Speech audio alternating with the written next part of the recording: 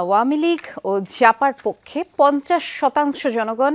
জাতীয় পার্টির chairman G M কাদের এই বক্তব্যের তীব্র সমালোচনা করেছেন বিএনপির সিনিয়র যুগ্ম মহাসচিব রুহুল কবির রিজভী। শ্রীলঙ্কা আবারও রপ্তানিতে শীর্ষে।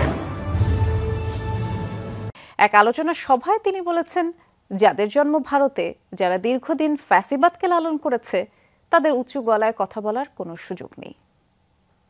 আজকে হাসিনার দোসর জি এম কাদের উনি বলেন আওয়ামী লীগ আর জাতীয় পার্টি মিলে নাকি তাদের পক্ষে জনগণ ৫০%।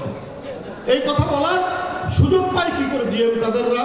এই ১৭ বছরের এই নির্মম শাসনকে যারা বৈধতা দিয়েছে, তারা এরশাদ আর এরশাদের ভাই, এরশাদের স্ত্রী, তারা আজকে গলা বের করে উঁচু গলায় কথা বলছে কিভাবে?